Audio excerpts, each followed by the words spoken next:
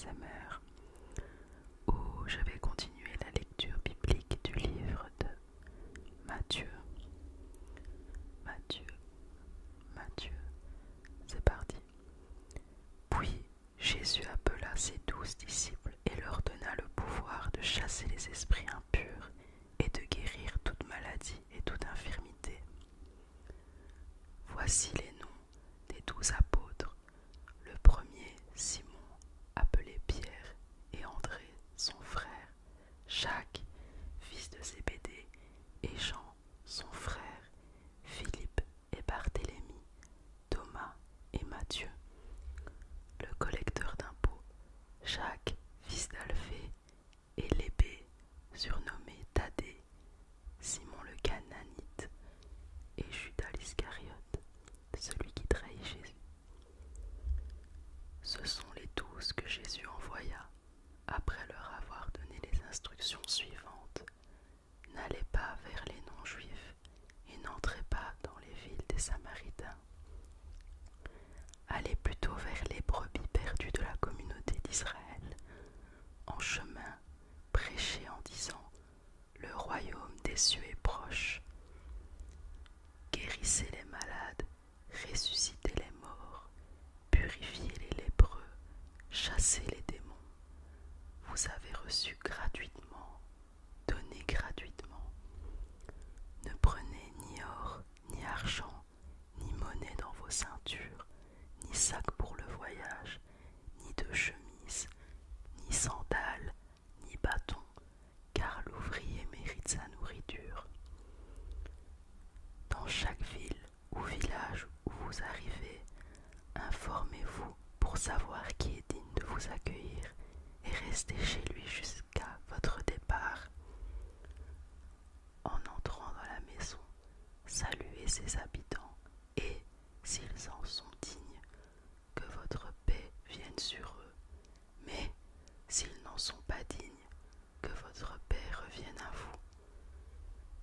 Lorsqu'on ne vous accueillera pas et qu'on n'écoutera pas vos paroles, sortez de cette maison ou de cette ville et secouez la poussière de vos pieds. Je vous le dis, en vérité, le jour du jugement, le pays de Sodome et de Gomorrhe sera traité moins sévèrement que cette ville-là. Voici que je vous envoie comme des brebis au milieu des loups. Soyez donc prudents comme les serpents et purs comme les colombes.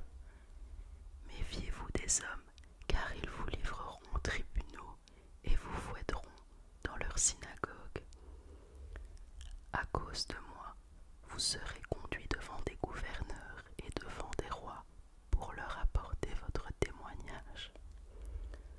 À eux et aux non-juifs.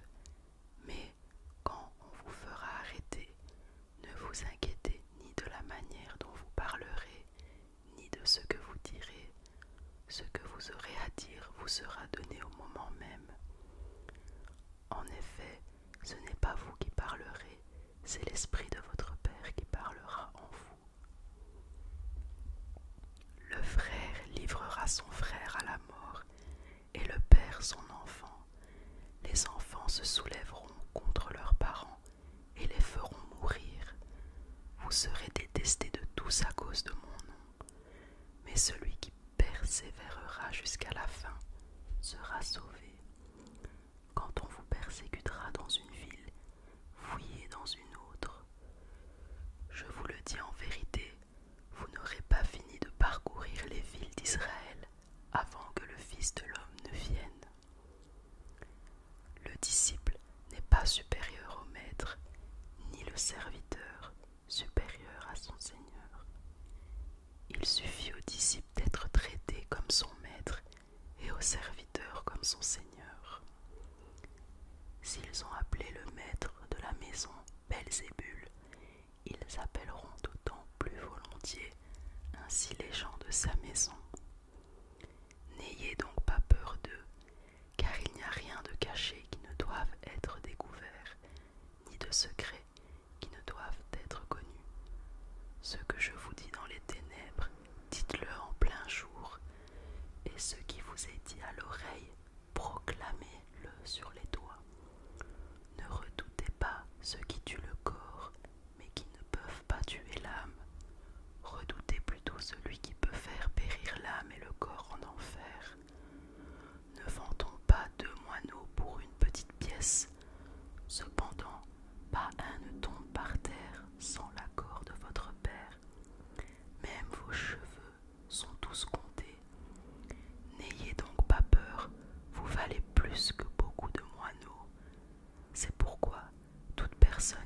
déclarera publiquement pour moi, je me déclarerai moi aussi pour elle devant mon Père céleste. Mais celui qui me reniera devant les hommes, je le renierai moi aussi devant mon Père céleste.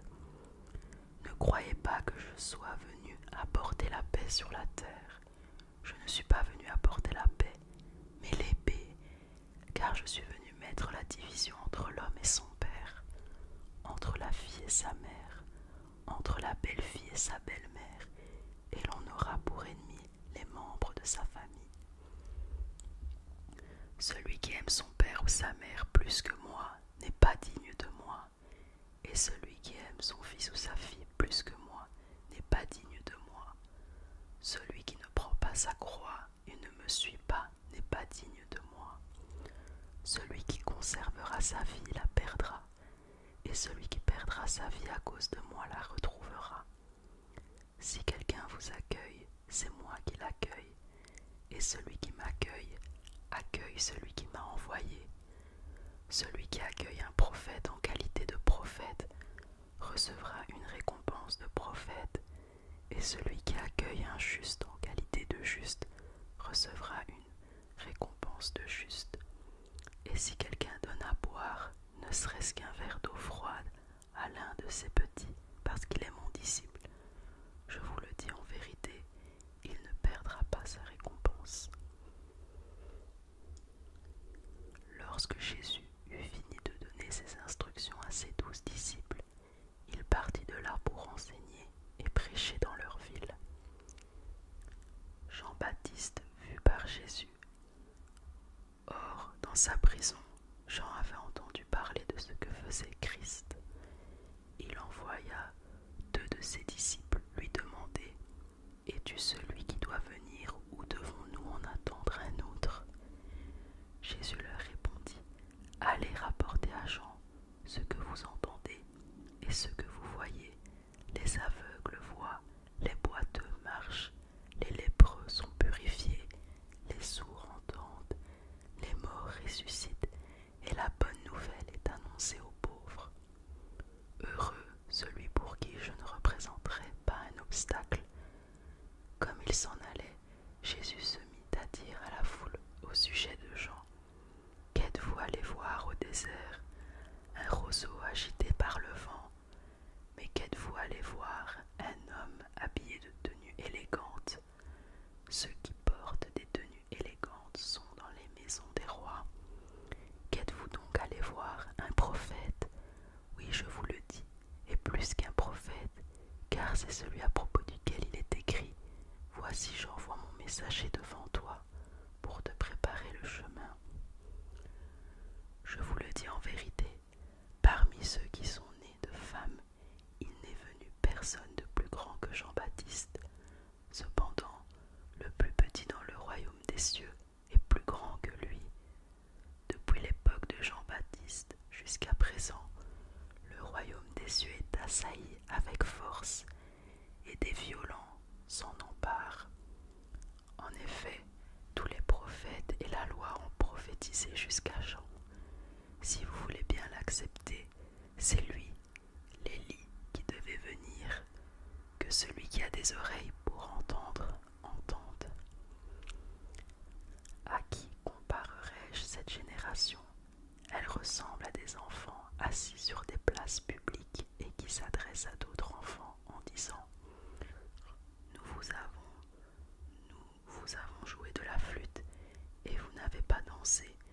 Nous vous avons entonné des chants funèbres et vous ne vous êtes pas lamentés. » En effet, Jean est venu, il ne mange pas et ne boit pas, et l'on dit, il a un démon. Le Fils de l'homme est venu, il mange et il boit, et l'on dit, c'est un glouton et un buveur, un ami des collecteurs d'impôts et des pécheurs.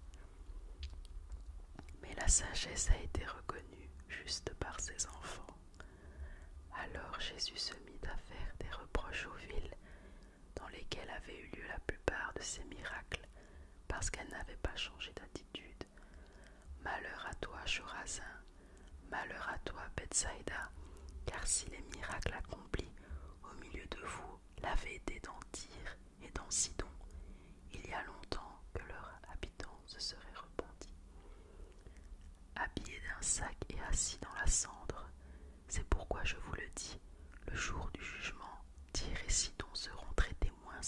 enfants que vous.